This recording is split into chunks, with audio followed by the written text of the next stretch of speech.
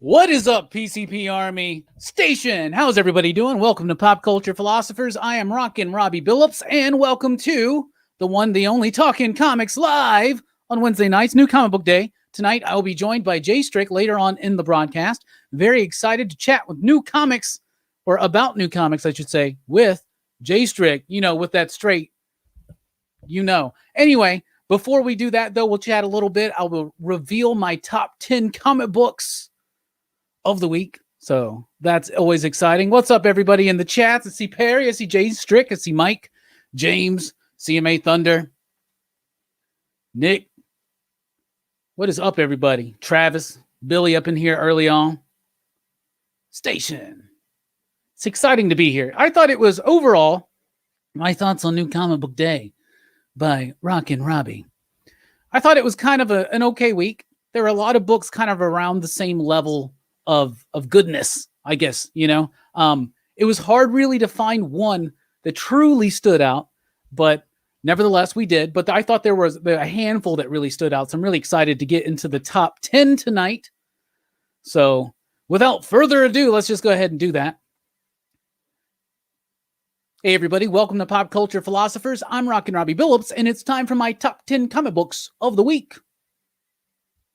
That's right, everybody. Thanks for checking out the video. I am Rockin Robbie Billups. This is my top 10 comic books of the week. Not a spec list, just a list of the books that came out this week that I thought were absolutely the best. We start at number 10 with Radiant Black, number 1 from Image Comics. Now, this one's written by Kyle Higgins with artwork by Marcelo Costa, lettering by Becca Carey. It's a pretty decent story. It's a new superhero published by Image, created by Kyle Higgins, who, of course, was the co-creator of Lord Draken over at the Power Rangers universe, right? So you would anticipate that this book would kind of have like Power Ranger vibes, and not really. It's kind of got typical superhero origin vibes.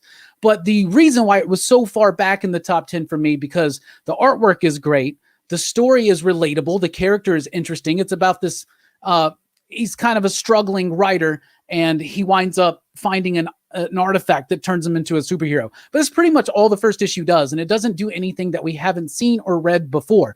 It does feel like it's a bit more personal, based a little bit maybe on some of Kyle Higgins' own life, or some of his own stories, or some of his own surroundings and things like that. But I'm really excited to see where this book's going to go. The coloring in this book was great. The line work was sharp. It was clean. Like I said, the characters, the dialogue, everything flowed really well, but it didn't have anything to really hook me beyond just the idea of a new superhero, another superhero origin. It needs to be bolder and stand out above some of the others.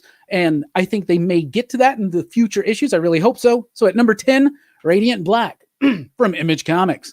At number 9, we have Orcs, number 1 from Kaboom. Kaboom is kind of like the all ages imprint for Boom Studios. And this was a really fun, charming, and delightful book. It's got really great artwork. It's written and illustrated by Christine Larson. But I really like this one. I'm not really a typically big like fantasy guy or anything like this, but I thought it had a nice charm to it. It was a lot of fun. I enjoyed it immensely. And it's about basically this ragtag group of orcs that are on this mission, and it gets crazy, and they wind up in this big fight with squirrels, and the squirrels are like completely threatening. Like I said, it's very cutesy, but it's pretty fun and not so seriously. So not taking itself so seriously. So at number 9, we have Orcs, number 1 from Boom Studios. At number 8, we got Rorschach, issue number 5. This was a little bit of a slower issue for me of Rorschach. I've been liking this book a lot. I kind of was down on it on the first issue, but I really have liked the way the story has progressed. This gets back to just more of focusing on the mystery of what's going on. And basically the whole story is set up by this aging comic book writer, creator, artist, who kind of takes on the guise of Rorschach, and he has this sidekick, and they go and try to assassinate the Republican that's running for office against Redford, who's working for his 5th term or something like that. So it's set in the Watchmen world. The artwork by Jorge Fornes is really, really cool. So there is the mystery, and they were really unraveling and revealing some things in the last few issues, and I really like the structure of it. This one went back and did a little bit more of just the work on building that detective story on that mystery, the involvement, who is this candidate. So I liked it. It felt a little bit more exposition-y than some of the others, but I still thought it was solid. So at number 8, we get Rorschach, number 5 from DC Black Label, written by Tom King, artwork by Jorge Fornes and Dave Stewart. At number 7, we've got Wasted Space. Number 19, the penultimate issue of the 4th chapter, the fourth arc of Wasted Space, which is the penultimate arc of Wasted Space. I love that word. Anyway, Wasted Space continues to deliver what it promises, which is really gritty, great, expansive, dense artwork. Can't show that page. Really cool stuff, wild ideas. And Mike Morisi's whole thing of doing this irreverent space opera that has all of these thoughts and dissections about philosophy and humanity and responsibility and things like that. I have a lot of fun with this book. I think Hayden Sherman is one of the absolute best artists out there. They absolutely just nail texture. They nail the detail. And then you add in Jason Wordie's colors, Jim Campbell's lettering. Wasted Space has continued to be one of my absolute favorite books. I did think this arc was kind of dragging a little bit until we hit the final page of issue 19. And it's like a game changer for the entire series, and I was really amazed by it structurally. So at number 7, we got Wasted Space, number 19. At number 6, we've got X-Force, number 17? Yes, number 17. Really applaud this issue of X-Force because it kind of gets back to what I liked about this book, namely Quentin Quire. This is a very Quentin Quire-centric issue of X-Force, which is written by Benjamin Percy with artwork by Joshua Cassara, Guru Effects on the coloring. I love the art. I think Cassara's been absolutely brilliant on this book. It's got a nice style and flair to it. The colors pop. And I really like the story. Quentin Quire is a fan favorite, a Robbie favorite character. So I was really pleased to see him kind of have a spotlight role in X-Force. And if you notice, and if you've been reading it, X-Force characters die more often than the other mutants. And Quentin in particular dies more than any of the other X-Force members, including Wolverine. So this is kind of about the effect that it's having on him mentally. Maybe you start getting seeds of manipulation possible in there, but this was a really cool issue. And I'm glad that as much as I liked the overall nature of Ten of Swords, I'm kind of shaky on it, but I'm glad that the X books are now in Reign of X getting to focus back in on what they're doing. And this is continuing to build the mysteries that have been set up since day one. X-Force, number 17, number 6 on the top 10. Now we're getting to the top 5. At number 5, Future State. Dark Detective, number 3 from DC Comics, written by Mariko Tamaki, artwork by Dan Mora and Jordi Belair. Let me tell you something.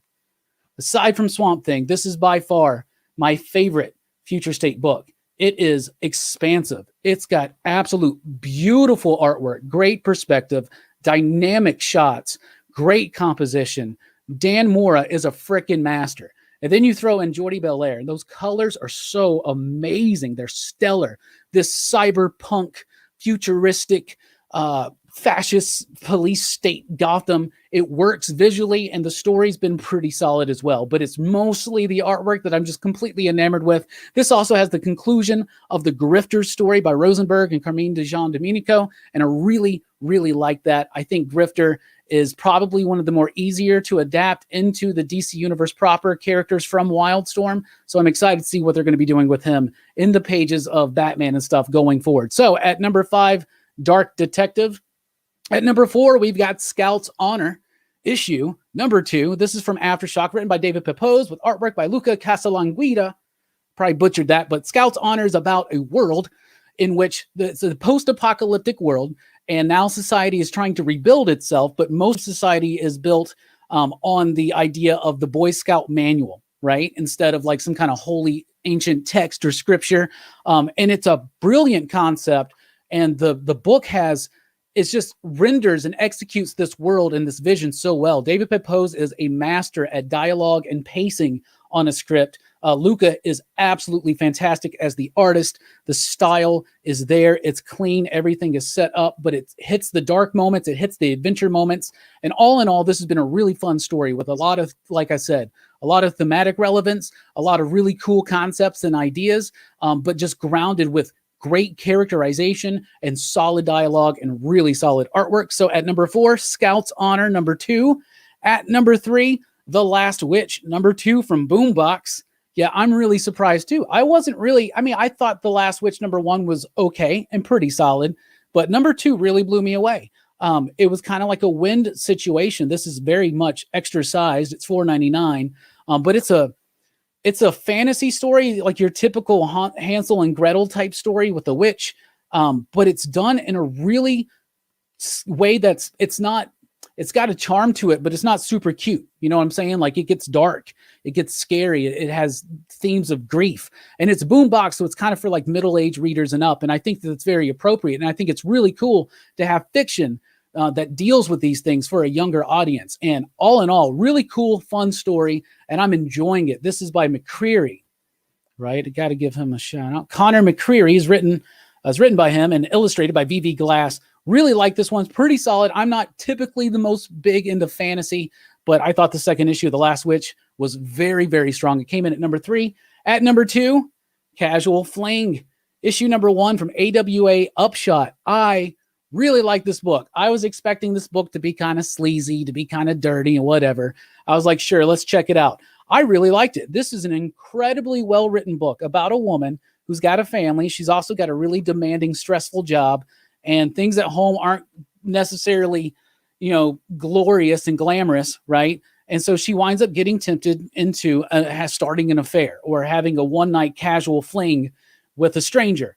And of course, that can never go easy. I mentioned on the weekly comic book review, and I really stand by the statement, this is pretty much set up like a Red Shoe Diaries episode, but incredibly well written, incredibly well paced out. And the artwork is super solid. Dalibor Talajic is the artist. He was the artist on Hotel. So that's awesome. Jason Starr is the writer. He was the writer on Red Border. So I liked that. I like both of their works, and it's coming together in Casual Fling. I really thought this was just going to be some kind of trashy, sleazy thing, but it was actually really, really solid. It's my number 2 pick of the week. Casual Fling, number 1 from AWA Upshot. And at number 1, it's Homesick Pilots, number 3. Dan Waters does so much dark work, so much complex work. When he does something like the Superman Wonder Woman, we'll talk about that a little bit later, that's a little bit lighter in approach, but still like Homesick Pilots, so resonating with its subtext and with its character work, with its drama. I'm loving that about Homesick Pilots. This is a book about punk rock. It's a book about regret. It's a book about isolation. It's basically about this punk rock band, Homesick Pilots. They have this idea that they want to play a show in a haunted house, a house that nobody goes to. The lead singer, she goes into the house and they never see her again, like not for days and days and days. Things start spiraling out of control. Oh, by the way, the house can like get up and move around on its own or whatever. But now her and the house are like bonded, and she's hunting down the missing objects that are tied to ghosts that are part of the house. So it's about recapturing bits of yourself that you feel like you've lost in isolation and helping each other do that. And I think it's really profound. It's got great statements to say about subgenres of punk rock and the entire scene. I think Dan Waters is a fantastic writer. This is one of his easily most accessible comic books that he's written, but it still has the layers of complexity that we're used to, just with a different tone. And Casper Wingard on the artwork is just glorious. I love the coloring. I love the fun. It's got humor. It's got scary moments. It's got philosophical musings. It's really, really solid. And it's got lettering by Aditya Bidikar, who Bueller's in the house. And I know Bueller is a big fan of Aditya Bidikar, Tom Muller as the designer. So that's the top 10 of the week. So let's run through that one more time. At number 10, Radiant Black, number 1. At number 9, Orcs, number 1. At number 8, Rorschach, number 5. At number 7, Wasted Space 19. At number 6, X-Force 17. Nice to see an X book hit the top 10 again. At number 5, Future State Dark Detective, number 3. At number 4, Scout's Honor, number 2. At number 3, The Last Witch, number 2. At number 2, Casual Fling, number 1. And at number 1, Homesick Pilots, number 3. That's my top 10 comic books of the week. Books I would highly recommend. Different stuff for everybody. Comics are for everyone. So there you go. Anyway, let me know what your favorite comic books of the week were. What was your pick of the week? What's your top 10, your top 5, your top 3, whatever? Let us know in the comments right now or in the live chat right now, and we'll be right back. Thanks so much for checking out the video. Please do like, share, and subscribe. Join us over at popculturephilosophers.com for podcasts and a whole lot more. I've been Rockin Robbie Billups. Thanks for rocking with us. Keep on reading. All right, that's over. That was my top 10. What books did y'all like? We got a few minutes for J-Strick's scheduled to be on. I hope he makes it. Twitch says, I got all but Wasted Space. Wasted Space has been one of my favorites. Now, I know a lot of people will look at the artwork and be like, oh, it's not my style. It doesn't look like any typical house style that you would find, but it totally fits the flow and the tone of the book. It's got this raw grit to it. It's got this edge to it. It's very subversive.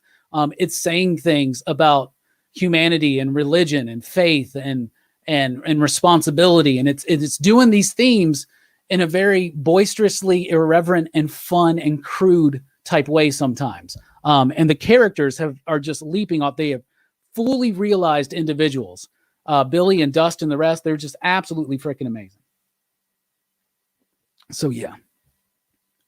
Anyway, read Radiant Black. I want to know what people thought about Radiant Black. I liked it, but I just didn't think that if you want to try to pump out an indie superhero, you got to have some kind of a hook in it, some kind of a something that's going to make it stand out, because there's a lot of superhero fare out there. Bueller said, I didn't get a casual fling today. Story of my life. So that's always pretty freaking fun. Pretty freaking fun. So God Takes in the house. Lost in Comics is in the house. What's up, everybody? Station. Bueller, you got plans for Valentine's? Gonna go get it. Maybe you'll meet somebody at the Taco Bell. Go get some chalupas. I was disappointed, Bueller. I didn't get to see you eat chalupas in your video today. I was really surprised.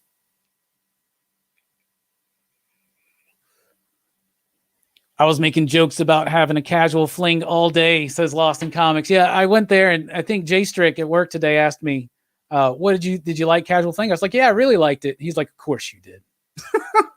What does that mean, brother?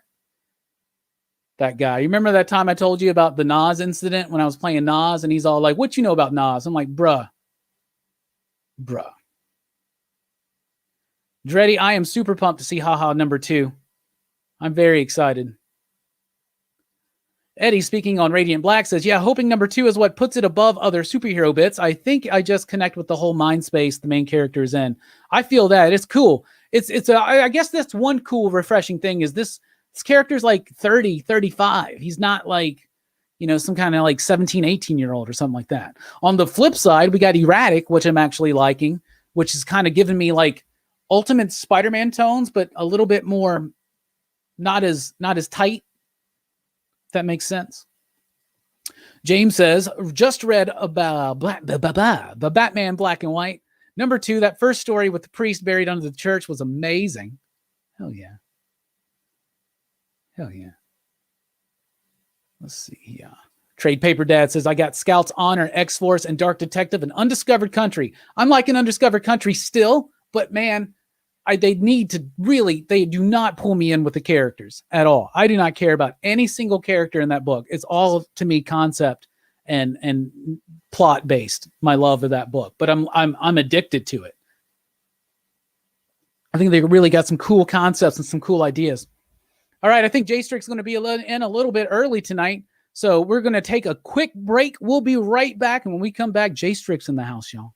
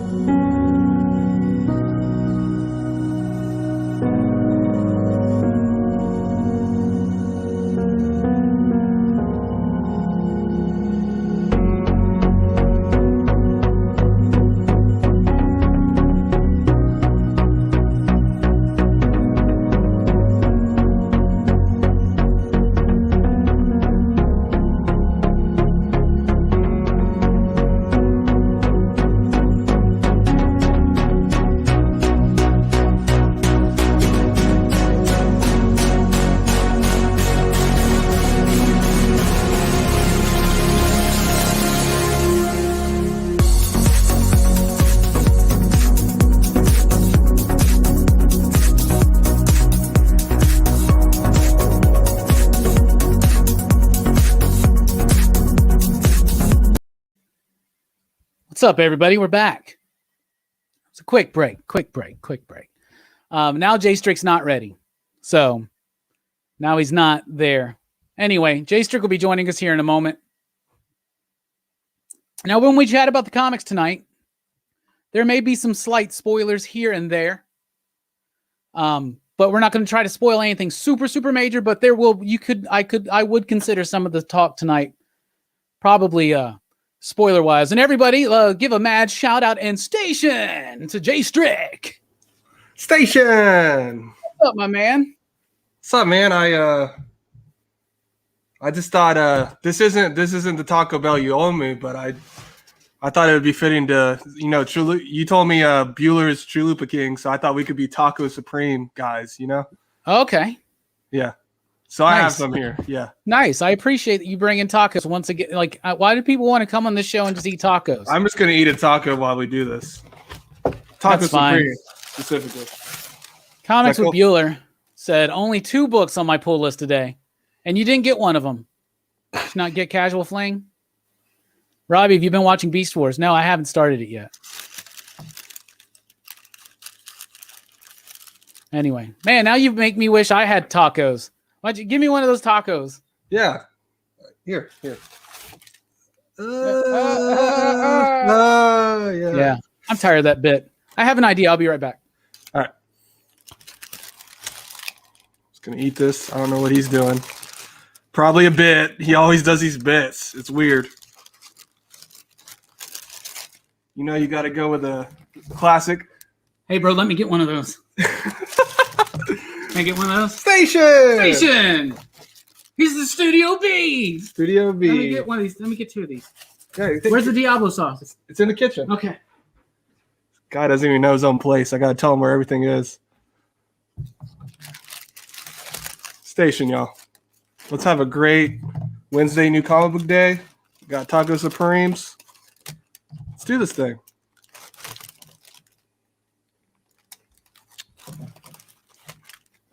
You got your job.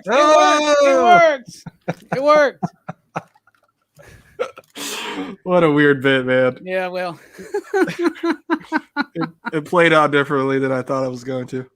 Did it? I told you exactly how it was going to play out. We blew God Tank's mind, so that's all that mattered. So, J-Strick, out of everything that we read this week, what was your pick of the week? My pick of the week is Dark Detective. Bruh, I love this book. I think Future State as a whole, I don't know if it will be remembered, but I think people will remember Dark Detective from it. It is freaking amazing. And there was nothing even mind-blowing about this issue. I think it was my pick of the week because I just appreciated the consistency of a very dope cyberpunk Batman story with amazing artwork and coloring. Yeah. I really like it. I don't know how much. I mean, first of all, the whole idea of the magistrate, like I've said before, is very exciting to me. Like, I really like that idea. But like, what happened in the issue? I remember, like, he met the next Batman and all that kind of stuff, and that's cool. But then, like, it's the art. Like, the art is what like really separates it 100%. Out for me. And I think that Tamaki with a really solid artist like Mora, I think it works better in the mainstream, So yeah, I really like Dark Detective, and I really like the grifter story in it. Do you like that one? Yeah. So that was like another part of it that I appreciated this issue because I didn't like the last grifter story, but I liked this one. I thought it was dope. Everything they were doing in there and how they kind of tied some things together from issue 1. But even in this one, I feel like it flowed better, the grifter story. I don't know. There's more reveals in issue 2, but yeah, I think it's what was it, $5.99? Yeah. I think that's definitely worth $5.99. You get a lot of story from the Bruce stuff and then the grifter story. So it's definitely worth it for sure. Nice. Is it your favorite book in Future State, you said, right? Yeah. I think it's my favorite book. I think there's close seconds, but I think the story they're telling and just the artwork, man. We've been gushing over it, me and you, for like the past, ever since they announced he was going to be on because he's going to be on it's the same team after Future State. Doing detective. Yeah. Yeah. And so like I wasn't subbed up to that book, and I immediately added myself because I'm like, I got to get it, you know. Because Mora is from we know a lot of his work from I guess his big hitters would be Once and Future and Power Rangers. Yeah, I remember first seeing him, I guess, in Klaus. Oh, okay. I didn't know he did that. He did Klaus. I can see it now. Yeah. And he's been doing covers out the yazoo, man. Yeah. It's just impressive, man. Like when I look at his layout of just the simple things he does with great detail, and I appreciate that from an artist, you know. Just Bruce standing over the city and the whole city, oh man, I can just gush over it for days. Dude, it is amazing to me because in this day and age in superhero comics, it's really hard to find a book that is filled with so much energy. Like, you know how, like, you know, in that Todd McFarlane documentary, he says that he learned the trick that you only had to have like two big, like, energetic moments, right? Yeah, and that's kind of what they, and that's kind of what they, he gives this to us every single page. The most dynamic shots, the shots that feel the most like energetic and just they move, you know, and the coloring that Jordy's providing. She's doing a phenomenal job on this book. So I think that the art, I mean, it's just top notch. And the fact that he draws backgrounds, you know, like there are backgrounds in there. Maybe he's got some help in the studio, who knows? But he seems to have been able to like nail this down. Nick Darrington couldn't do more than one issue of Next Batman. And he's doing all 4 issues of Dark Detective and then immediately going into Detective Comics, all while, guess what's going on as well? Once and Future. And all this cover work that he's doing, because he still literally just keeps doing. He did that amazing Power Rangers spread of all the he does Rangers. A lot of the incentives. Yeah, he's still been doing to them. Yeah. So there you go. There's that the one weird silence of the stream. Yeah, because I see that the Doomsday Clock person's here again. Someone keeps coming in every week and asking everybody who hates Doomsday Clock, but whatever. We talk about what we like for the most part here, but today we're talking about today's new comics. What other Future State books did you like? I read Justice League. I thought this one was really good. I enjoyed issue 2 more than issue 1, and I thought it was like a fun, like little Justice League story that wasn't like too serious because they just used the Flash to get out of it, and all the typical, you know, like Justice League tropes, and they kind of conquer. But I thought the moments in between were fun. Like I think we talked about it at work. The you know the moment where Flash is like I can hear I know everyone's kind of secrets here. It's like I hear Batman humming when he's fighting, and I was like, that's hilarious. I just picture Batman 66 theme song. Oh yeah, right. Well, I was picturing Danny Elfman. You know, that's what like, that's what I would hum along when I was playing Batman with my toys. I'd be like, dun dun dun, but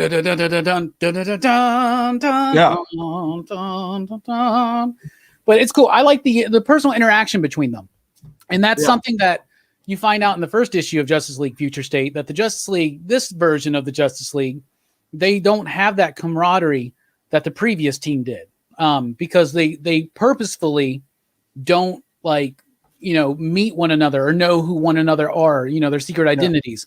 And it actually turns out to be a bad thing, because it makes them easy to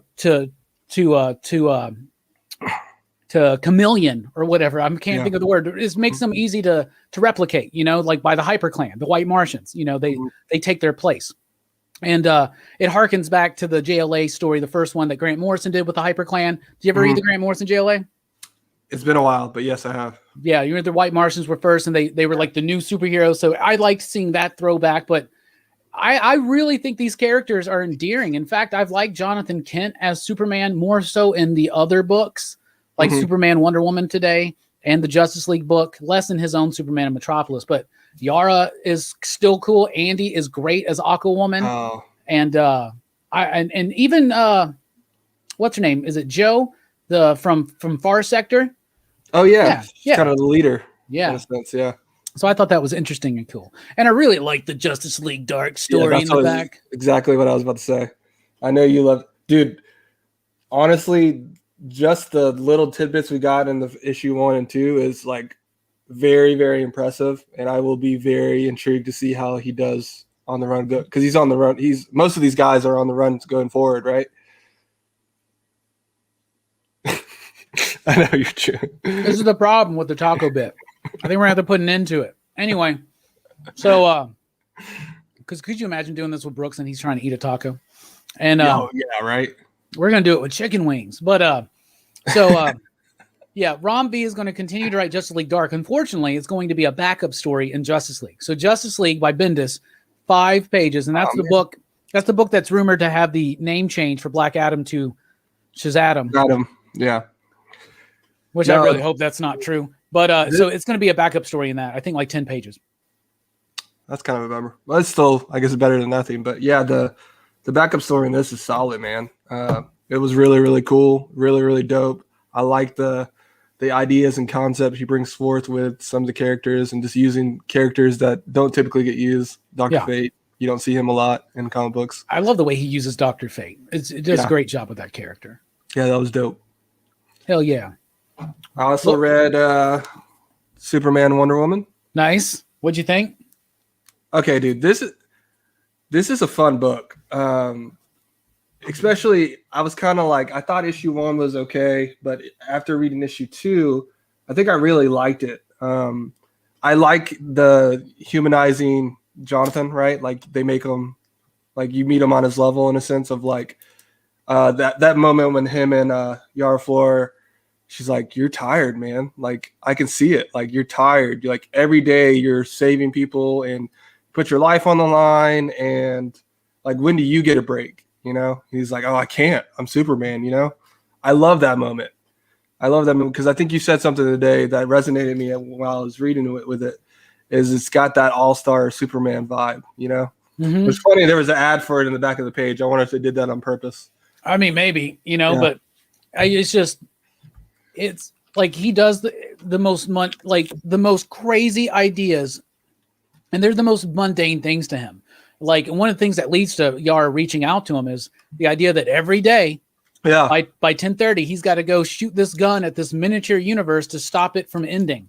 And it's like he's just like speaking about it like it's brushing your teeth, you know. And I thought it really, really captured that's the one where I really felt and understood this future state Jonathan Kent Superman. Yeah.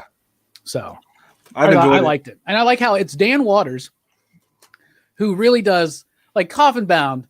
You wouldn't think that the guy who did Coffin Bound or Deep Roots did this, but he's embracing that absurd superhero nature and still being able to do things with it. If they're literally racing against sun gods. Like that's really kind of on the nose with it, but I think it's great. And I think that's the kind of treatment Superman should have. So now I'm excited because him and Danny, who is the artist of Coffin Bound, are doing one of the Superman stories in that anthology coming out, Red and Blue. Oh man, that's awesome. So I'm really excited to see what that is. Yeah. What else did you read future state wise? Or did you have something else to say? No. We'll keep going. Robin Eternal. This book was okay. I wouldn't recommend it per se. I was kind of, I wasn't like lost in the story of like what was going on. I was like lost in the sense of like not caring what was going on. I thought it was. I don't like the way they were kind of perceiving Tim Drake. I just didn't like whatever this story they were doing. It wasn't working for me. Why has everybody got to make all the Robins so damn edgy, man? Yeah, that was my problem with Teen Titans too. Is like I guess it's future state, so like they're trying to do something different. So, but yeah, what did you think about Robin Eternal? I know you're a Tim guy. I'm a big Tim Drake fan. I was forgiving of the first one. I thought it was okay. Remember, because you were like, I didn't like it. I was like, I liked it. I didn't really like the second one at all. I think Spoiler was off the whole time. I don't think Spoiler's is a well done character in this future state world, personally. So I don't know, and I don't think Tim was very well done here. I don't know. And the artwork for Eddie usually is a lot more impressive with his work. So I don't know. I found this one to be one of the most unenthusiastic future state books so far. Probably not the worst. It's not the worst. But what else did you think about Future State? Teen Titans. I don't care. I actually liked the first issue. I did not like this issue. I think they have the right idea of like the characters they're using, and honestly, if you watched I know you didn't, but I know probably a lot of people in the chat watched the animated series of Teen Titans. There's a lot of like callbacks and nods to that in these issues, which is cool. But like, kind of had the same thing with Robin in the sense of like I didn't really like care what was going on because they took one of my favorite characters, which is Nightwing, and Dick Grayson is my favorite Robin, and like they just try to make him something he's not. And like when you do that with a character, like make them so against like their true version, like it's hard to read, you know? Like it was. Does that make sense? What I'm trying to say? Yeah, because like for instance, everybody talks. I see Tomorrow in the chat, and he's talking about since that Titan show, when he's like, fuck Batman, right? Right. I liked that first season of that Titan show. I haven't seen the rest, but I actually liked it. But he's a little bit grittier or whatever, but there's still Dick Grayson is there. I still recognize it. I just don't see him ever getting to the point that now I guess they're trying to say that like they started this Teen Titans Academy and it led to the damn end of the world or something, right? I guess. I don't know. The next issue is Teen Titans Academy #1 next month. Mm-hmm. And that starts the story, I guess, more in the current day, I think. And there, so I don't have an attachment to this Red X character. I don't think it's Damian anymore. I'm not after this issue. I don't think it is either. I don't think it's Damian. I don't think it is because of the way Teen Titans Academy is set up and the way they said, I think I saw somewhere, was it in the book or some ad where it said one of the first class of Teen Titans Academy is Red X. One of them becomes Red X. That might have been in there. I don't remember it. I don't know. I've never really been that into Titan stuff, so I'm curious of what old school Titans fans think. We gotta ask Mark when he comes in. Yeah, I read this book too. Again, it was okay, man. Like I think there was parts of it I enjoyed. Like I could appreciate the like zaniness and kind of differentness they were trying to do with it, but again, I don't think it delivered because like I just again didn't care like what was going on in the story with her, and I wanted to care because like I like the artwork actually. I really do. Who is this? Savage? Yeah. Marguerite Savage, I think. Yeah. What's her name? But like the story, it didn't really didn't hug me in. I don't know how you felt about it. Well, the crazy thing is I make this video. It's called the Weekly Comic Book Review. No, but that's why we're here. We're here to talk comics live. Now I really like the art. Yeah. And I like some of the ideas of the story. Mm-hmm. But I think that the meshing of the two didn't work. I felt like they had these really nice, elaborate panel designs, and I think that the book was too heavy in its verbiage. Like, there's a way to do a wordy comic with that style of artwork, but for the most part, I feel like you need to have smaller, like, bursts of phrase. I don't know if this is too technical, but, like, getting into the weight of each individual word balloon, it felt too weighty on this really elaborate page. There's already so much working there. You want it to feel looser with the lettering, in my opinion, and the way I view it. But, who am I? Who are you? That's a good question. Just a guy eating tacos, talking comics. Who are we? We're Taco Comics. Taco Comics Live. Taco Wednesday. Yeah, it doesn't sound as good as Tuesday. Was that all the Future State books? No, there's Green Lantern's the last one. Oh, okay. What'd you think about it? This was not good. I can't even hide on that one, man. Like, I don't know what that Jon Stewart story was. The second story was like a teen Green Lantern. Yeah, and that's setting up some stuff. Yeah, I think to come. It said so. That was okay. That was probably the better stuff because the Hal Jordan thing at the end, I just thought was dumb. I was just like, I don't know, man. I don't know. I hope this isn't.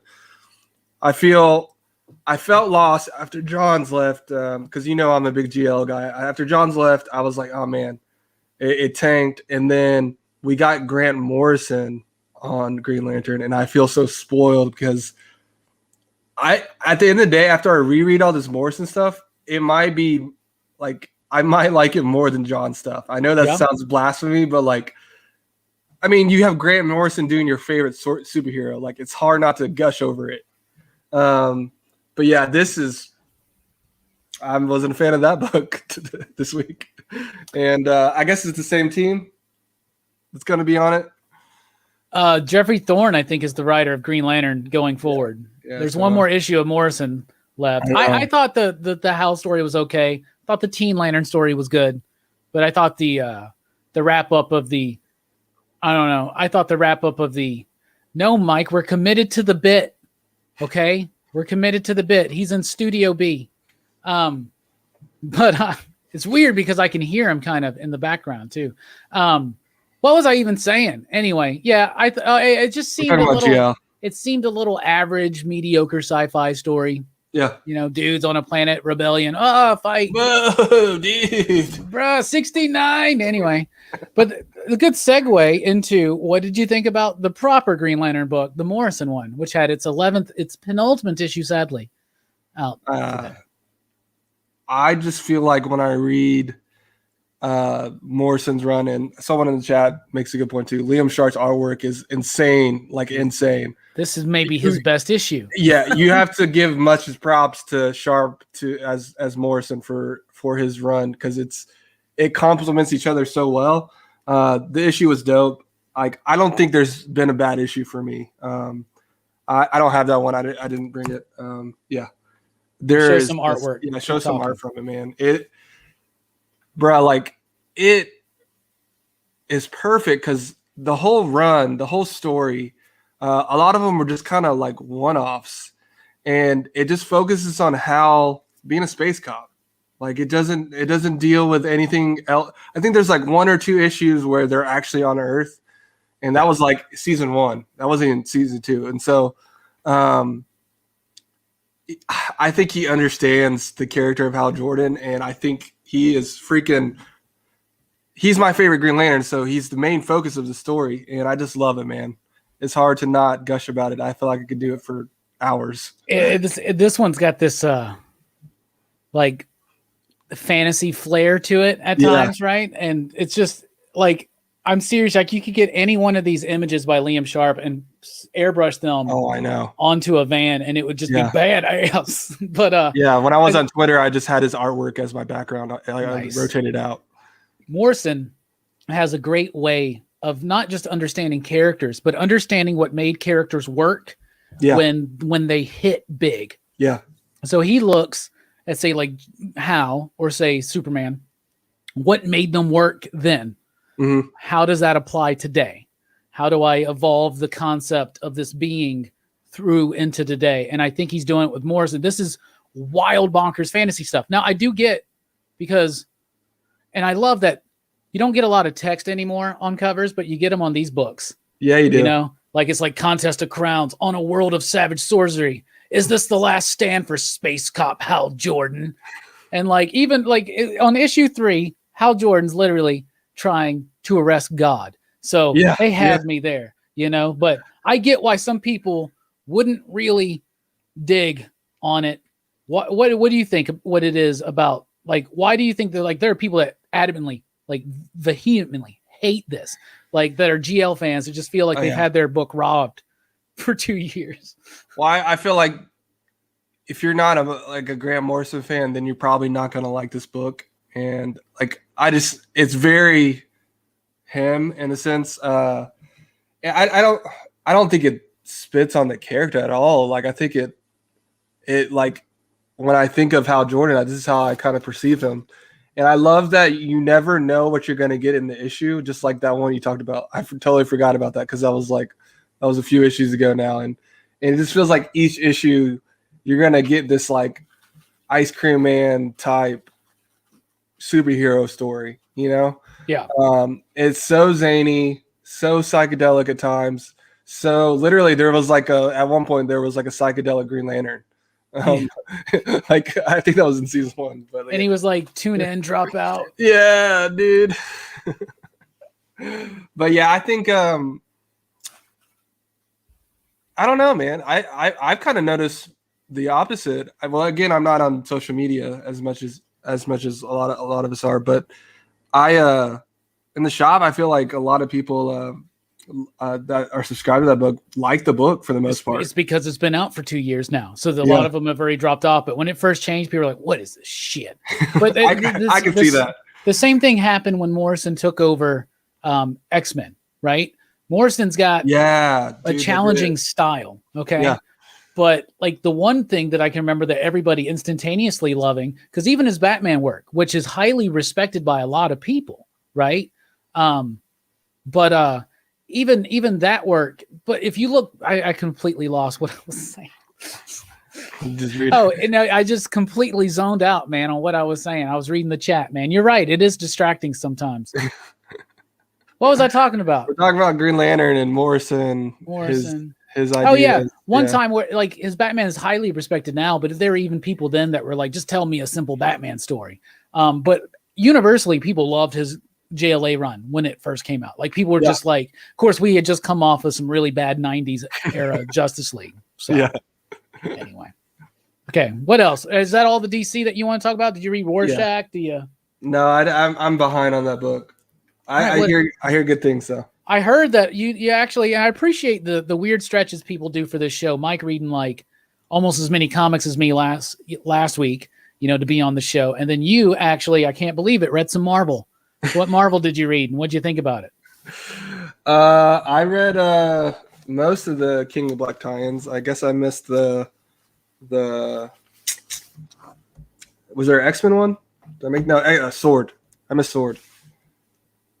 But we can just clump these all in together because there's not really much going on. Thunderbolts, Fantastic Four, Black Panther.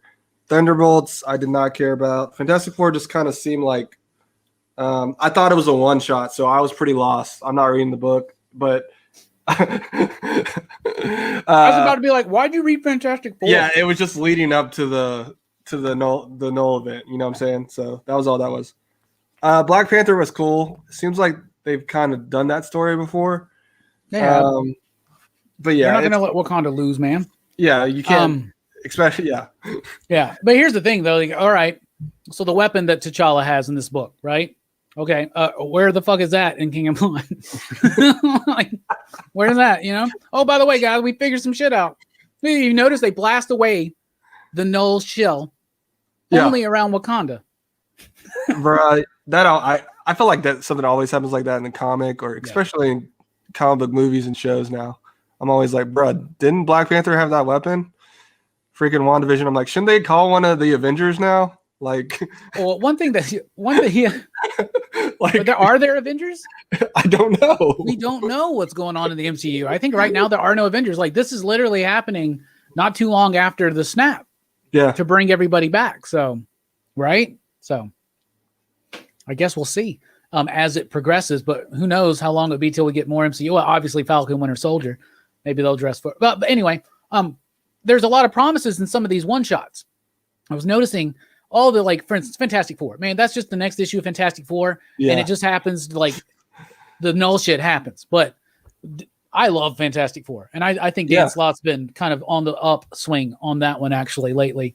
The Daredevil one was okay. It kind of wrapped itself up enough, and it felt like, okay, that was necessary enough to keep. But it seems like Typhoid Mary is still nullified or whatever. So, but the one shots like Black Knight, the idea of the promise that his sword kind of maybe has some kind of effect on Null. And then in this one, the promise of this weapon that's been developed using, I guess, like didn't they use like the vibranium and all that shit? So I don't know. What's really crazy is that like the typical stuff doesn't work. Like I like in Fantastic Four when Johnny's like, yo, like it didn't work. Like fire is supposed to kill these guys. And even when he gets nullified, he's still on fire. Yeah. Which is an interesting sight to see. So yeah, that was kind of dope. So was that the Marvel you read with those tie-ins? No, I read this piece of cardboard paper. This was pretty boring. I gotta say, I don't know much about the Eternals. I know Jack Kirby created them. I know that his run is like iconic. Issue 1, I don't know if I'd call it iconic. It's one of his probably lesser known and lesser talked about runs, actually. Really? Mm-hmm. It's an interesting concept, but it didn't really seem to catch people so much. Even in later days, not like the new gods. Making a movie about a young man. Yeah, I am aware. Yeah. Issue 1, I didn't know what the hell was going on. I didn't know any of the characters. And then this 2, it was kind of just boring. Everyone's just talking. And I'm like, for a new book, you seem like you would want to hook a new reader in. I don't think I'll probably read it anymore after this. But I honestly don't think I will either. Yeah. The thing is, I like Kieran Gillen, but I don't usually like his Marvel work, to be honest with you. So I don't know. I wonder what that's about. It's probably they're shackled in a sense, right? Like they can't, because like I would say Once and Future is one of the best comic books on the shelf right now. You know, like yeah, I agree. But why is Eternals and what's that? They're doing like a Warhammer book, right? And apparently, from the Warhammer people we know, it's not very good. I didn't like it either, but yeah, I'm not a Warhammer guy, but I was lost as hell. I kind of felt the same way. Like this, like you say, there's just people kind of talking, and it's mixing tones. It's trying to be this like. Yep. It feels like it wants to be the sprawling epic, but at the same time, it's trying to get cute with itself. It's doing the little Marvel Studios humor jokes, stuff like that. Yeah, and it's trying to like almost Hickmanize things at the same time. It's trying to do both, you know. And I don't know. It's even when Hickman tries to do both, like with Ten of Swords, when it got goofy, it felt off. And this one, and Assad's a really great artist, but I don't feel like this is his best work that we're seeing right here. Yeah, but and the coloring is kind of drab and dull. Like the book is dull to me, man. Like I don't know. When you think Eternals and you think of its attachment to Kirby, you think excitement. You know, you think flair, color, boisterousness. But that's not what they're delivering. Now, I'm sure Gillen's got a long game. Sure, but I don't know. They make it that far. Yeah, I don't think, and it gives you. I can't believe that editorial at Marvel doesn't have some inclination of where the studio's going with the tone and feel of the film. So I'm really worried now about this movie. Because of this book. I don't know. Well, at least it can't be as worse as that fake trailer I thought was real, right? Why don't you tell everybody about that? I just thought, they did all the promos for the Super Bowl. So I thought I saw the Eternals one on TV. And so later on that night, I Googled it on YouTube, and I sound like an old guy. I Googled it on YouTube. I searched it on YouTube. and it was just some random, fan-made cut the cat. I was like, this is horrible. I was like, it's just shots of Jon Snow from Game of Thrones. Like, this is going to be – they're really going to milk this Black Knight thing. I'm like – they'll get you, man. The same thing happened with Star Wars, man. You remember when Force Awakens came out? Those fake Lucasfilm ones kept coming out, and it kept being freaking Rick Ashley. Always getting you, aren't they? Always. Oh my goodness! I read this. It was not worth reading. It was okay. If you don't know anything about Morbius, check it out. It definitely seems like it was supposed to go with the movie. It's basically just like these things, and they always do this. They just had a Black Widow one, and it's funny because it's like, damn, Marvel, it sucks that this has messed up your entire publishing schedule. Yeah, right. Because these movies keep getting delayed out, so they've just released them. But they do these one shots. Like when Captain Marvel came out, there was a Captain Marvel one shot. When Black Panther came out, there's a Black Panther one shot, and they're usually done by Ralph Macchio, not the Karate the Kid guy, bruh. But like, and they're usually just silly, dumb little stories, right? Yeah. And it's just meant to be like, if somebody came into the shop, I just watched Morbius. What should I read? It's an easy sell. Like, here's a number one. Here's a one and done story. Not much of an investment. But the problem is they're not usually good, so it's not going to bring them back into the shop. Right. So. Yeah, I never. I know you've mentioned you've read the old school stuff. I've never read it. I want to. Most I know from Morbius is the animated Spider-Man show. He was on there a lot, honestly. Nice. Hey, David Popose just quoted me on Twitter. His quote is, talking about Scout's Honor, he said, it's got action, it's got drama, it's got tragedy, it's got a little bit of comedy, it's got everything you want. And he called me his pal. You know how much I appreciate that, David? Thank you so much. David, friend of the show.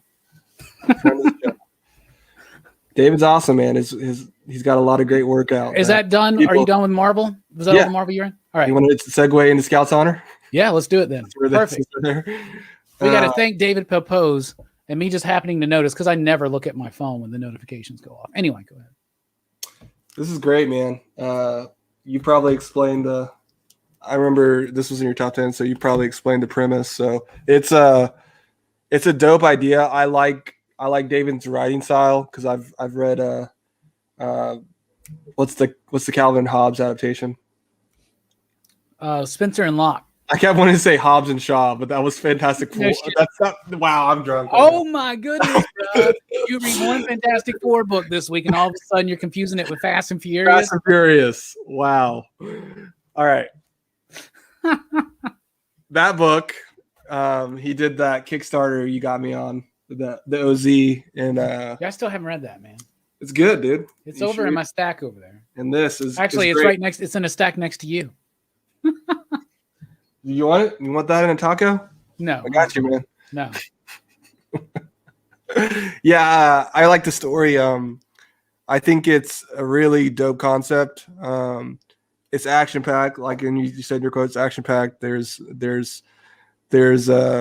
relationships being formed and broken and taken, all the heartbreak, all the love. Maybe there's relationships being formed and broken and taken. They get formed, they get broken, then they get taken. How do you take someone's relationship? That's messed up, man. You know I'm a lyricist. Scout's Honor. I don't know. How do they Scout's Bible? How do they do that? I wonder if Boy Scouts read this and be like, "This is drivel. What is this shit? This isn't what we're like at all." What is the Scout's Honor? Where's their badges? I really like that book. Have you ever read Lost Soldiers? The recent book? Yeah.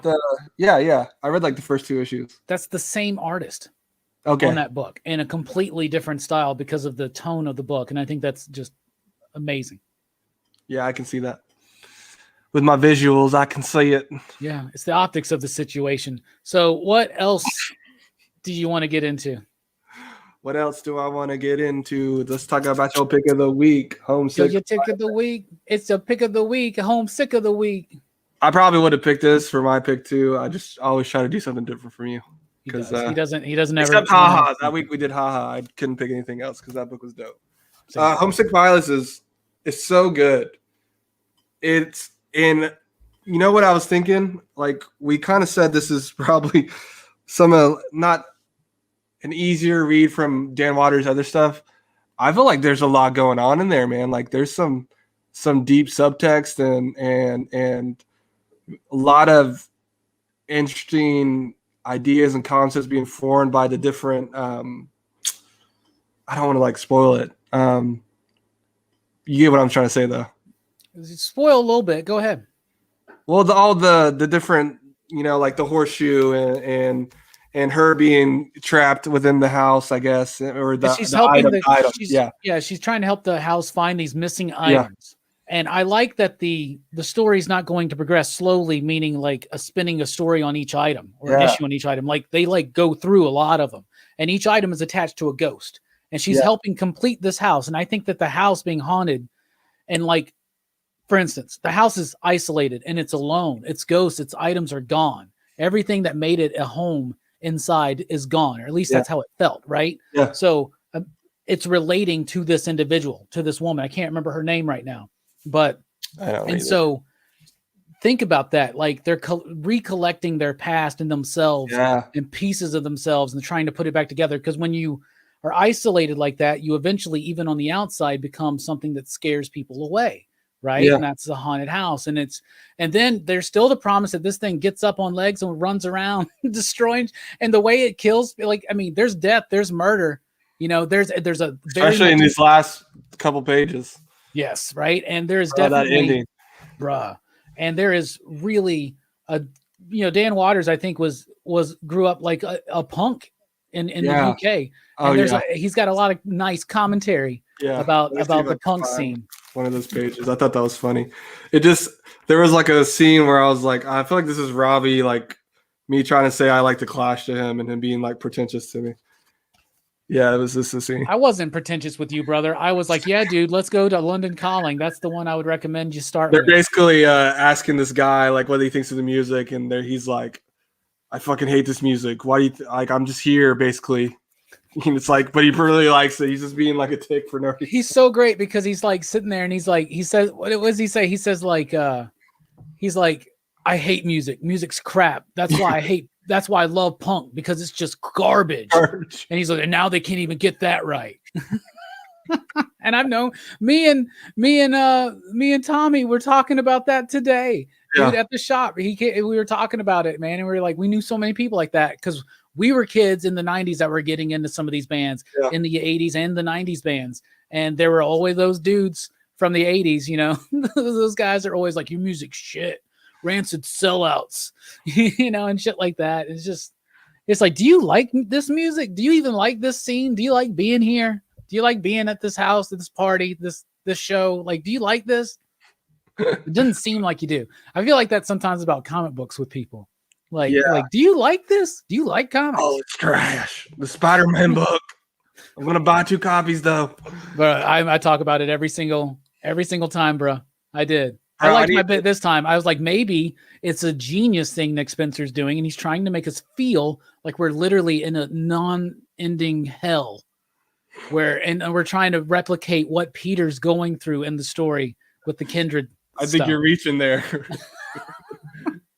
I'm just trying to put a positive spin on it, man. Bro, I gotta address Fable's comment. What you know about Nas, young man? Bro. This guy next to me, he made me look like a D-hole on the stream. I was just like, oh, what do you know about Nas, man? It wasn't like, what do you know about Nas? Do not put that inflection on you. You weren't like, oh, what do you know about? You went, like, oh yeah, brother. You went, bro, what do you know about Nas? Station, brother. I was just like, hey man, I like Nas too. What do you think? What's your opinions on Nas? It wasn't this. I was there. I pre-ordered it. Oh yeah, he thinks he's laughing with the Nas bit, but I've been on the weekend, so he's been all on the weekend. I freely admit it. I freely admit that I didn't know shit about the weekend. The weekend came out in like 2011, dude. Like, I know. This dude said on Facebook, he's like, I don't give a fuck about the Super Bowl or football, but my favorite thing is Robbie discovering the weekend like he's some kind of rare underground new thing. He's a Grammy award-winning artist, young man. Platinum, you know, respect on the weekend's name. And I'm just like, man, his lyrics are so good, y'all. Like, you guys should listen to this. It's like really good. Have you heard this song? Have you heard this song, The Hills? It's really, really brutally honest. I pre-ordered the weekend at FYE. Oh yeah, that's right. I was there when It Was Written came out. I remember getting all pumped up for Nostradamus and then kind of being like, but it grew on me. I think Illmatic is his best album. Yeah. Would you agree? Yeah. What you know about Anyway, moving on to the talking comics. It's not talking shit about each other. That's the next show we're gonna start doing. When we retire this show for a few weeks, it's gonna be talking shit. We could just do a weird stretch. Talking shit on New Comic Book Day. Stream. Let's talk about Mighty Morphin. I know you are a Power Rangers fan, I think. I think the Power Ranger stuff's a bit eccentric behind me, but I wonder what the thing is with the cereal. I'm still curious. I think it's a little much. Yeah. I think it'd be cooler if it was Legends. He's doing a bit. He's making fun of Brooks because every time Brooks comes over, he's like, seems like the Power Rangers are a bit excessive. And I'm like, but and you're like, well, you have the X-Men Legends. Well, it's the X-Men. Yeah. He's got like even more X-Men Legends like all over his fucking house. Anyway. I love this book. I think I love all of it, man. The Zordon stuff, it's dope. I like the world building and the storytelling they're doing that. It's interesting, right? Like it makes you care about Zordon. I just thought he was that weird guy in the tube, you know? Bro, but when he was dying in the movie, Oh, dude. And he was like all old, and Kimberly like grabs his hand. Oh. And I was like, there's a dude in there the whole time? Bro, I thought that was like, there's a dude in the tube the whole time. I thought he was caught between it. I thought he was caught between a dimensional rift. Yeah, that kind of makes it more terrifying. I think it's just a guy trapped in a tube. Like, I think it's keeping him alive and young in there at least. Yeah, but they have straight up said that he was just like trapped in an interdimensional vortex or something like that. So basically, he's a disembodied. Oh, you're gonna take Power Rangers TV show as canon? You really want to go there right now? Just rewrite these Japanese scenes real quick. Who cares what they say? Movie and just do the ninjetti a whole different way. Yeah, just make sure that the Black Ranger does a lot of cool street slang. Yeah, hip hop keto, baby. He still does that shit when he does at the cons and stuff. You remember that tape? The tape that could teach you hip hop keto? Yes, I do actually. Yeah, yeah. There was a magazine too that walks you through how to move like Zach. Mighty Morphin's dope, man. I mean, they reveal who the Green Ranger is, and we were right. We're not going to reveal who that is. No.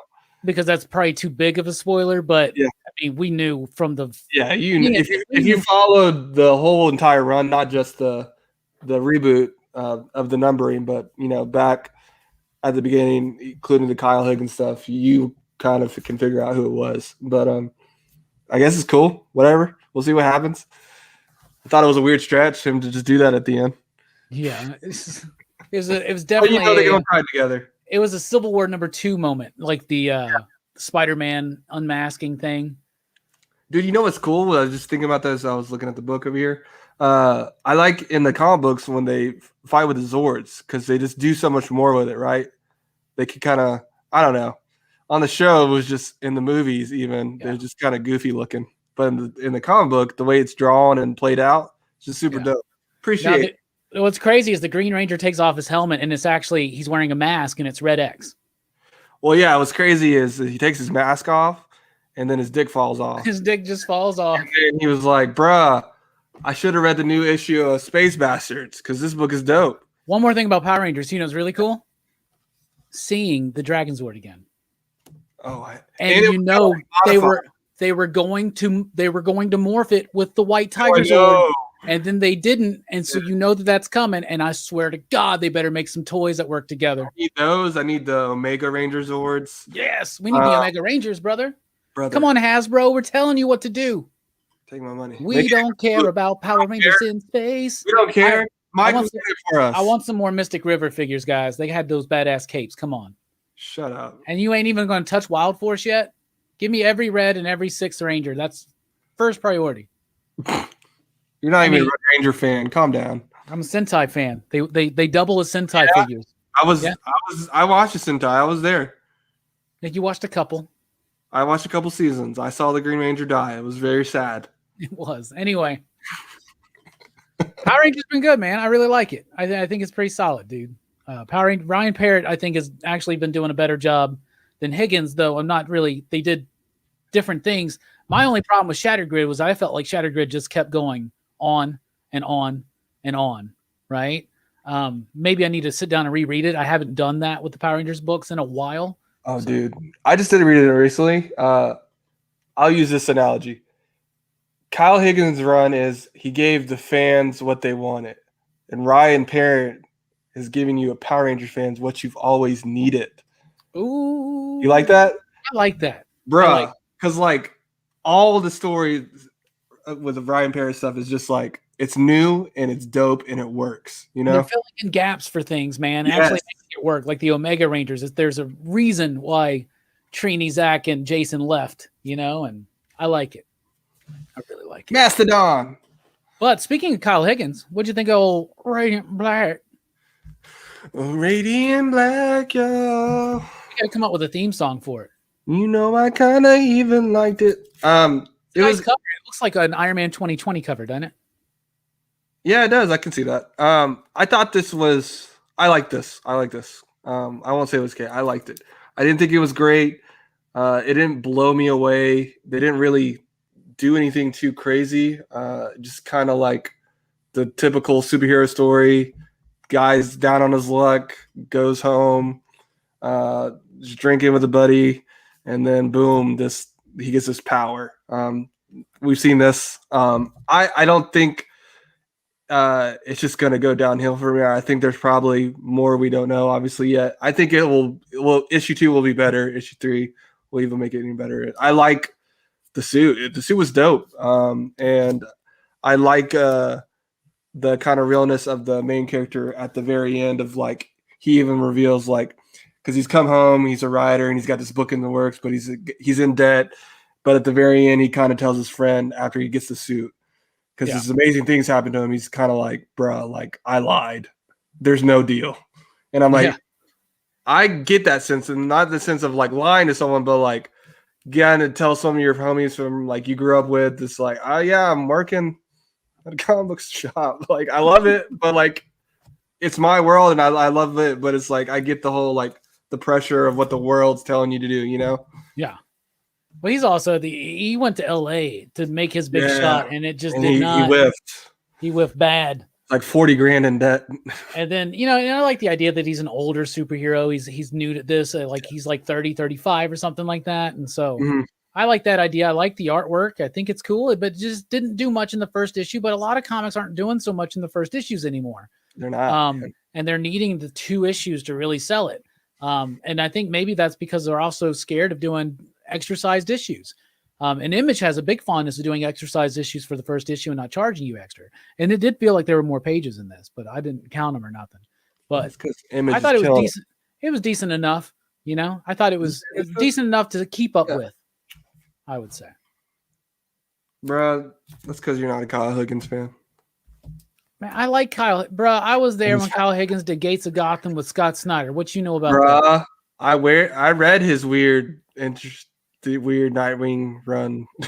Yeah, I only read it for like, I read it past the Joker stuff, but so I didn't really he had a thing he was going with, but then like everything got on hold because of the what was it, death of the family. Yeah, it's kind of like you can't really go the route you want to go because you have to focus on the big main Batman title. Yeah, they're like, if you want to write Nightwing, you got to commit to the bat. Commit to the. What'd you think about this book, man? I like this book, bruh. I liked it. The thing is this: it's I asked how long this is. It's a 6-issue series. It seems like it's a slow burn there a little bit. It's crazy because it feels like a slow burn, but at the same time, it's really progressed the story forward. I thought we were going to get to know them a little bit more before they had their big ultimate confrontation with the ultimate villain. Yeah. Do you get what I'm saying? And not saying that that's happened because it hasn't yet, but the basic idea is that this dude's a politician that they're hunting down. And I like how they're giving us backstory through dialogue, through flashbacks, but they're doing it subtly. They're not just having a person tell us, through another character or something like that in the book. So I like that they're doing that. I like the artwork. I think the style works. I'm questioning the pace with this being 6 issues, but we'll see. But I did like the issue. I thought it was pretty solid. Yeah, I think I like the idea. It's a dope, simple concept, and I like the whole kind of slow burn, but kind of not, because you kind of know. I mean, you both at this point after issue 3, you know both of their stories, like what got them to this point. Yeah. And like it's dark. It's really dark, and I feel bad for them. So I'm emotionally kind of invested in the characters now. I kind of think it's maybe her dad. I don't know if that's a spoiler or not, but because in this panel, you never see in this book, you never see him. Maybe. Well, I don't. Or no, did we see him on the billboard? Who it was? It's like a random white guy. I don't think that they show the face. I know they didn't show the name. I don't know if they should. I don't know, but I don't think they've shown the face. But there's got to be a reason for that, I guess. Yeah. I don't know. But you get the idea. Like, so, like, she's raised in this terrible environment where basically this dude like eats his kids or some shit like that. Like, what was the vibe that you're getting about what she went through? I mean, I got that vibe, and also like he molests some of his kids. Yeah, and he definitely like sells them or something like that. Yeah. Like really fucked up. Man. Yeah, it's really fucked up. It's very dark. Yeah. But I walk with monsters, and then she literally has this dude who turns into a monster, and so she hunts down these really evil fucking dudes who do terrible things to young children, and the dude becomes a fucking monster after she lures him in and eats the shit out of them. Hey, man. This is great. Can't Revenge. make this stuff up. What else, man? Did you read any other Vault books? You reading? You're not reading Wasted Space. You're not caught up on that, and you're not reading. No. What did you read? Devil's Red Bride? Yeah. Oh, there you go. It's It's the last issue. Yes. One more? Yeah, the way it ended was definitely the last issue. I like this. I want to reread it as a whole. I like this issue. I think it definitely tied everything I wanted to tie together as the reader. The ending, man, it's sad. Yeah. We'll see what happens. All right, it's over. No, it's over.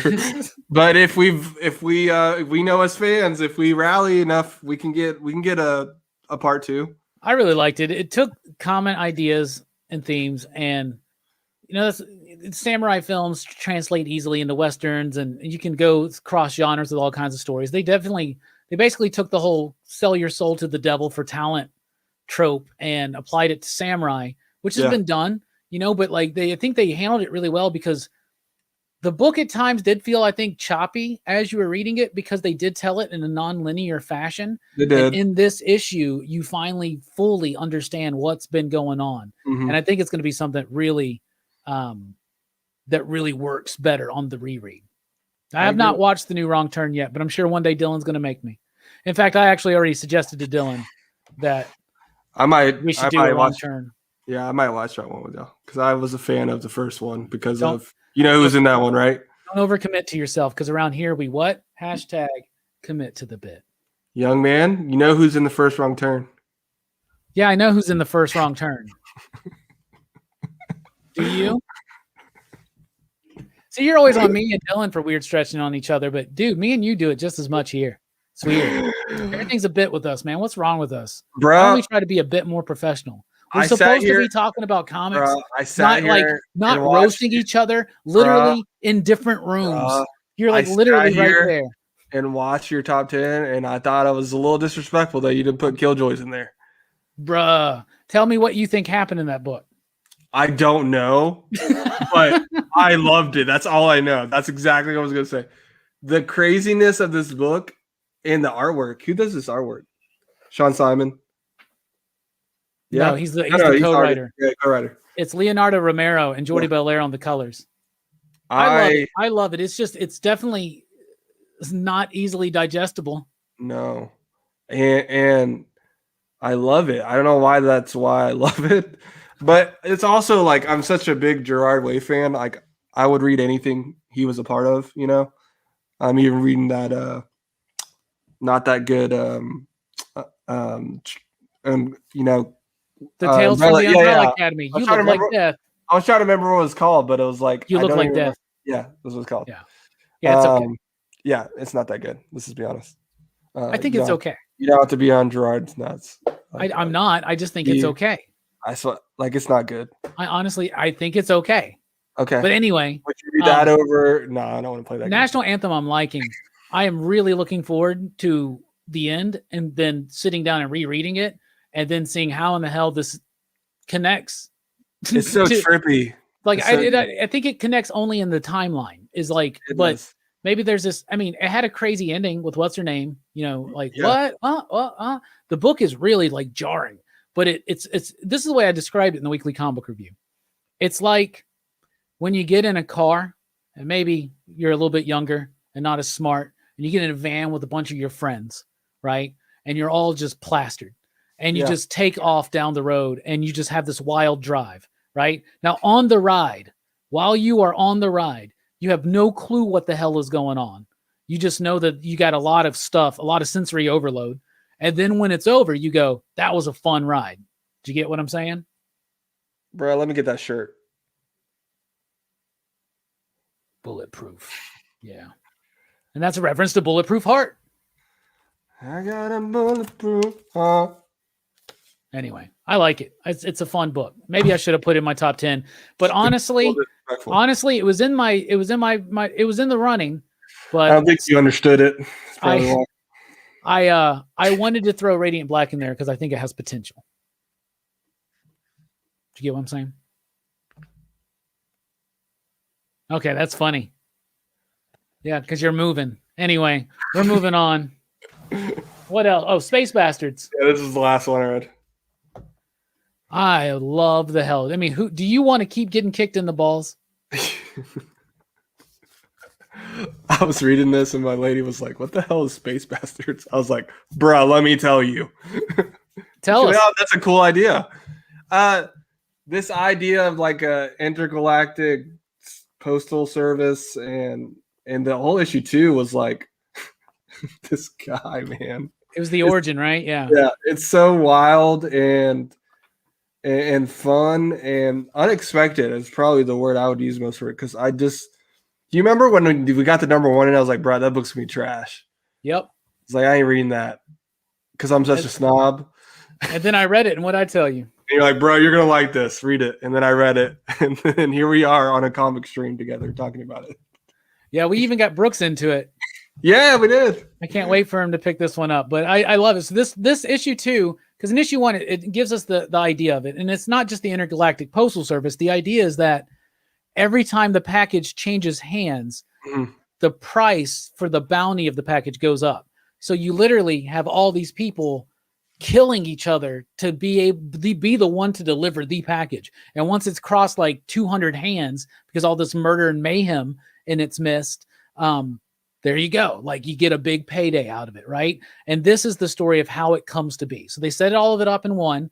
They introduce the main stuff, and then they go to this dude who runs it. I love it. Tired of getting kicked in the balls? We want you. And just this whole story, it is so crude. It is so offensive. It is so dumb, but it is so much fun. And it's from Derek Robertson. He's the artist, the guy from The Boys, the guy from Transmetropolitan. So, and Punisher work. So, and it knows it's that too. It's not like trying to like be this serious, you know what I'm saying? So I think that's why it's a really, really fun read. After reading a bunch of King of Black tie-ins, it was a nice cup of tea you would like to, as some people would say overseas. Cup of tea, or can of LaCroix, or top of the morning. Top of the morning to you. Eric says, "Yo, Robbie, you did a killer job on the 10 questions interview station. If you haven't checked it out, go to Small Town Collectibles. He's got a show called 10 Questions. Last I saw, we didn't have over 100 views on that. I'm disappointed, PCP Army, because he says the way you talk about the PCP Army is truly inspiring. And it's true, because PCP Army, you inspire me. You're worth it. You guys are so worth it. You're so worth it. No, for real, y'all are the best. We really appreciate you. So, J-Strick, we still got a few more minutes to kill. What you got coming up in your life? You want to keep going? We can keep going, man. Did you read another book? No, that's all I read, man. You said Space Bastards was your last one. Yeah, we can talk WandaVision or something. I don't know. Yeah, because I didn't get to have a critical incision on WandaVision because we didn't do the Super Bowl. Because of the Super Bowl, we didn't do Rockin Robbie Live. And there won't be one this week either because it's Valentine's Day. And I will not let PCP be anybody's excuse to not spend time with their lovely significant others. Smart.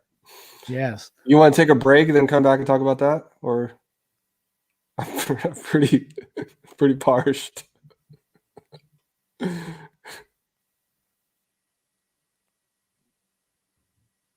Anyway. So redeem thyself, J-Strick. What's he talking about? I don't know. Probably that time you choked on the damn super chat. Y'all need to stop violent, chat. We are soon putting together a land and sea unit of the PCP Army called the PCP Navy. Who wants to pilot the PCP submarines? Oh, John, we should get you on. We would get you on Talking Comics Live, but you're not current with your comics. John's probably like 7 years behind. I bet. I think he's still reading New 52 stuff. He's like, wow, this stuff's wild, different. This is different. The Court of Owls is so cool. Do you guys want us to have a little discussion on WandaVision, full on spoilers, since we didn't get to talk about it? Throw a station out if you want to see us talk about WandaVision for a little bit. PCP Seaman. That sounds weird. Jesus. J-Strick freestyle time. No, he ain't been drinking. Y'all need to calm down. I'm retired. And I could not hear the beat that day. I'm just saying, man, everyone has an off day. You saw Eminem in 8 Mile. He choked, but he came back. When is the PCP podcast starting back up? I burned through all of them this week. Wow, Eric, thank you. That's awesome. Wow. We don't know. 2021. That's our idea, but we actually haven't solidified it yet. And then when I came up with my new YouTube schedule, I didn't really consider the idea that I would want to keep doing the podcast for some reason. I was like, damn, when are we going to do the podcast? So I think we're going to have to set it up. We'll have to figure it out. I think we're going to probably do a break on one show. I don't know. We'll figure it out. I want to bring the podcast back super, super soon because we have a lot of fun doing that. And we got some grand plans. Hey, Guy LeMay's here. Station. Y'all need to go check out Guy LeMay's YouTube channel. He's got a video called Galactus. It's a great song. It's a great video. And he's rocking his Pop Culture Philosophers t-shirt with the new logo that's right over there above J-Strick's head. That's super cool and dope and awesome. J-Strick. I really appreciate it. I really appreciate you. By the way, if you ever want to buy any PCP merch, you can get masks, you can get mugs, you can get shirts, you can get hoodies, you can get all that stuff. That link's down in the comments. Not in the comments, but in the description below. All right, y'all. When we come back, we're going to take a quick break. When we come back, we will be talking full on spoilers on WandaVision. We will be having our own slight critical incision on WandaVision.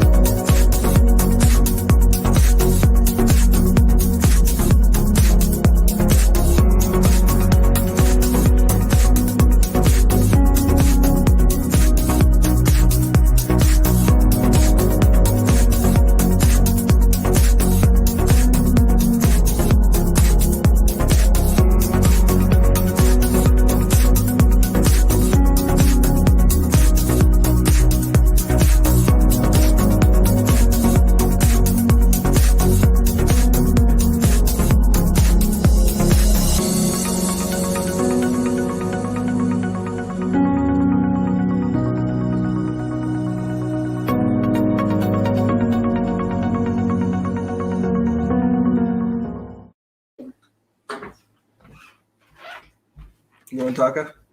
No, I'm good. I think my mic's unmuted too. You might want on mute.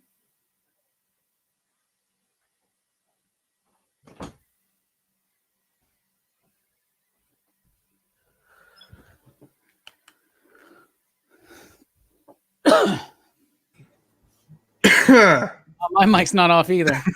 We pulled Brooks's tonight.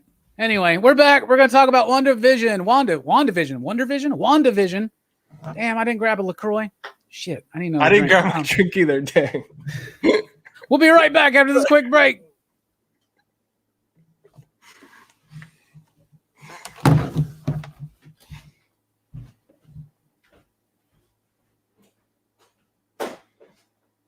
It's too distracting. Ooh, this one's grapefruit.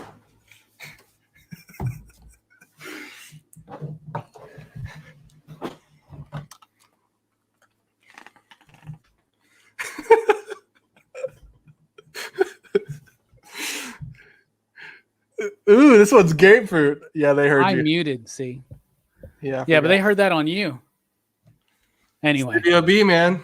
Studio B. Studio 69. That's Studio 69. I saw Bruce in here earlier. He was like, is that the set that I never see that I bought? My set? I was like, okay, he donated a lot of money for that set. I appreciate it. He pretty much paid for that shelf. Thank you, Bruce. But I literally, that's what I've been doing all of my weekly comic book reviews and weekly wrap-ups on for like 2 months now. Anyway, so we are, that they heard that too. That's that's interesting. All right, WandaVision spoiler talk. So if you don't want WandaVision spoilers, Cobra Kai never dies. I pulled a Perry. Anyway, so did you like it, WandaVision? What are you thinking about it overall? I don't know if we've had you really to talk about your thoughts on WandaVision. And everybody out there, what are your thoughts? And I know Twitch is always weird stretching like, oh, I got the inside information. And sometimes maybe it seems like he does. So we'll just see, because he was kind of spot on some other things too. But, we shall see. What was your overall thoughts on WandaVision so far? What are we, 5 episodes in? Yep. I adore the show. It's dope. I'm a big sitcoms guy, so from the get-go, I think I was gonna like it. I like it too because it's not, a lot of Marvel movies are just very action-packed, and this is not that, which is probably why a lot of people don't enjoy it. I get that, but I guess I'm just a fan of the storytelling and the just like Wanda's kind of a badass, and they kind of show that, like how powerful she is, and I like seeing this side of this whole what if, what is this real? Is it not real? I love those kind of stories, it's a big part of why I enjoyed Inception. Weird stretch, I know, but my name is J-Strick, aka Mr. Weird Stretch. So I thought I was throw that out there. My knowledge on Christopher Nolan and his films. Twitch says Wanda wants to raise the dead like her kids asked. Instead, she pulls from other dimensions, which opens the door for Mephisto, sets up the rest of the arc with Spider-Man, and it ends in Multiverse of Madness. Yeah, they did say that they wanted to do smaller arcs, right? Mm-hmm. So there is that, right? But I like it. First of all, it's very meta. I knew from the trailers that it was going to be doing this thing with the sitcoms. And so I was like, well, that's going to be some kind of mystery, probably involving your powers or whatever. Sure. And then pretty early on, you're like, oh, they're probably you start coming up with these theories. They're in a reality bubble, whatever. After the events of this episode, I firmly believe that she is not the one who started it. She's not the one who initiates it, right? Like kind of like Vision said, because remember in the first episode, she was just as confused about being there as Vision. Yeah. Because they couldn't remember what the date was, what the heart was for. And so there's that's going on. But now I think she likes what she has there. Mm-hmm. And so now she's been tempted to just keep it, right? And now she's let all of her emotions get in. Now Vision, with his extremely logic based, and his dude, it's such a touching performance where he tells her, like, I don't know who I am. I don't know anything about what happened before this. And they have that real intense moment. And then the big thing, shocker at the end, is was it Evan Peters, his name? The Quicksilver from Fox shows up. Can I hug my long lost sister? So the idea that Twitch was saying is that she tried to raise the dead, but she pulled him from another reality, right? Mm. So, and it starts something, and Mephisto seems to be the thing. Now, Rob from Comics Explained and Pop Culture Explained was talking in a video today about how he thinks the Mephisto and Nightmare are going to be kind of merged into one entity, which I totally can see them kind of doing something like that. Even say like the Call of Nightmare or something like Mephisto in other worlds or something like that. But I don't know. That'd be interesting. Dude, it's such a good show because you can kind of pick apart so many different stories they're kind of telling. Just even like the whole like it's not random. It's part of the story. The guy in charge of Sword now and Monica, like their dynamic of like he's kind of turned into this dick against Wanda, but she's like, no, I was in there like she's a good person. She's hurting, she's grieving. And then he's like, well, in her grief, she's killed all the bomber and trapped people on it. And my bruh, like, there's more to the story. Don't be so one-dimensional. Yeah, right. I totally can feel like that's how that Quicksilver showed up, though. Like he got yanked from another reality. It's just interesting that he recognizes her, but he does, she doesn't. But then there is an idea that I postulated, because initially I was like, what if he's not playing Quicksilver? Because we knew he was popping in, right? We were hearing those rumors.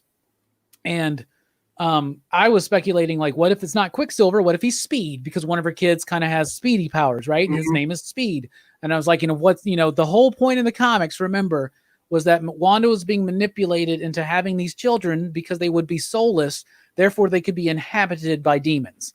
So it seems to fit. And I actually think Mephisto and Nightmare are actually still two separate entities. And those are the two demons or demonic entities, whatever that one, because they're not going to explain it as demons in hell, probably. I don't know. They're going to explain it as it's another dimension, another region somewhere, right? And, just the idea that there's two kids, so there's got to be two, and it would make sense. And maybe is Agnes one of them? Because it seems at the same time like Agnes is she good? Is she bad? It seems like she's almost. It almost seems like she's there against her will. Yeah. So yeah, I don't know. And what was she spraying on the kids? Was there a moment she was spraying something on the kids? Yeah, the 80s one where she's in the aerobics. She's like stretching. She's like, oh, it's aroma. It'll help them sleep. Oh yeah, the lavender or whatever. Something yeah, like lavender that. or whatever. Yeah.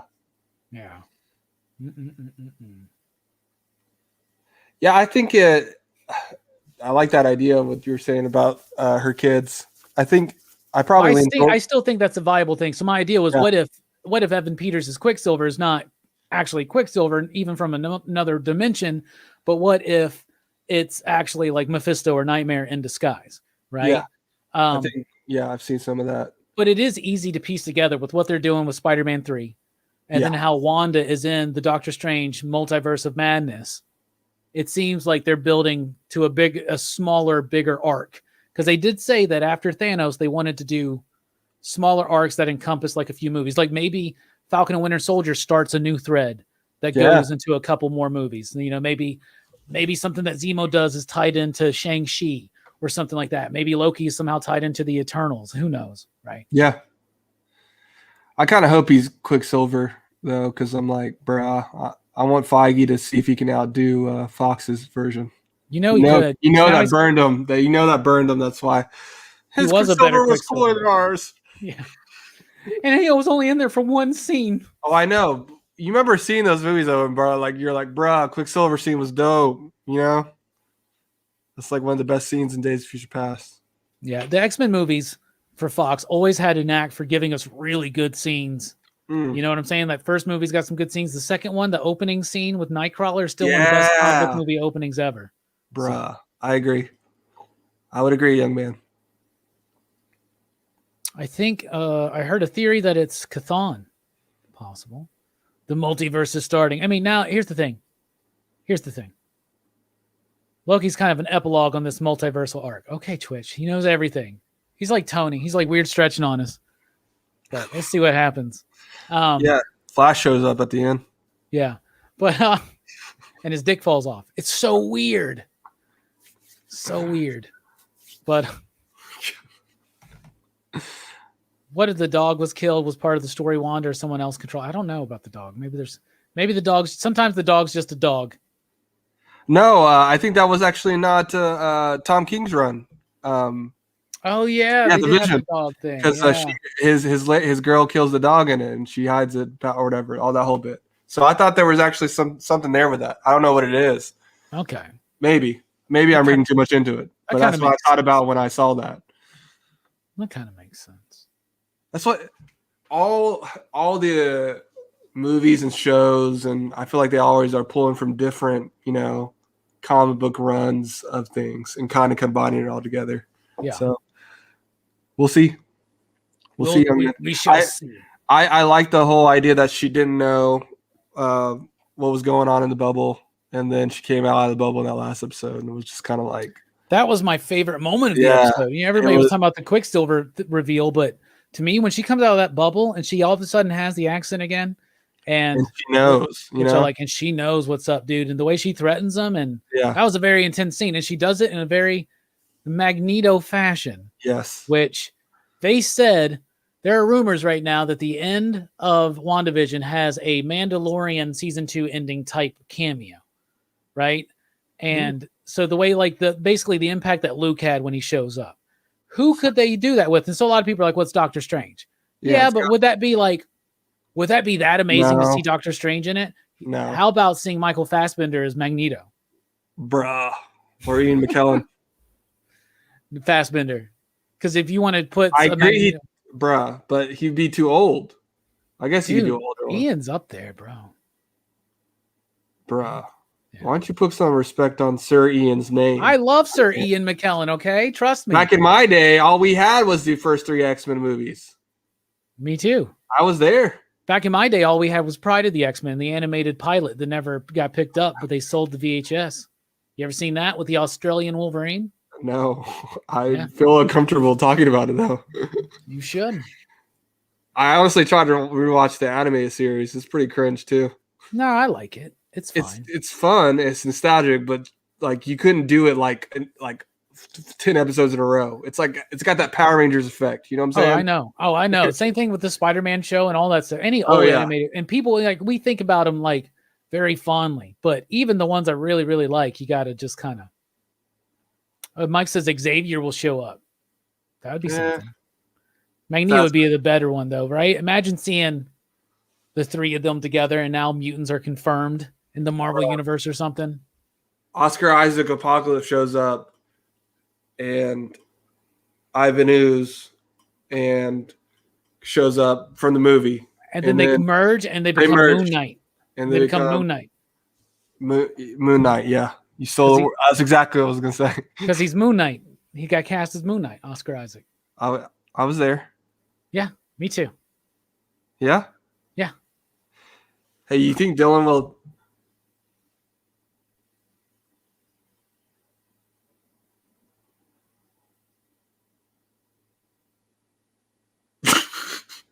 All right.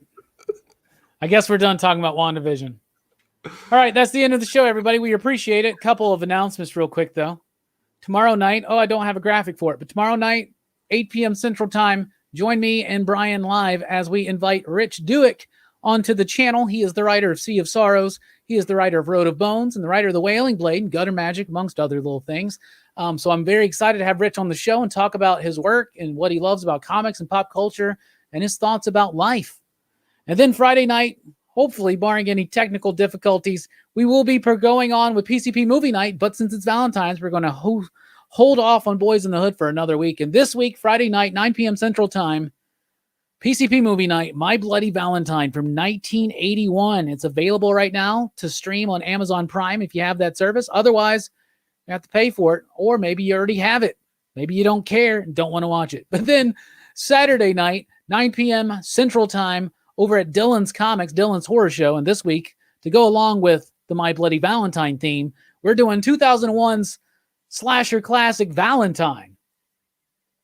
And I'm excited to talk about it with my boy, Dylan. Plus, we should be joined by TK's Batcave. So I'm very excited for that. So that's what we got coming up here at PCP. We are dipping out. Station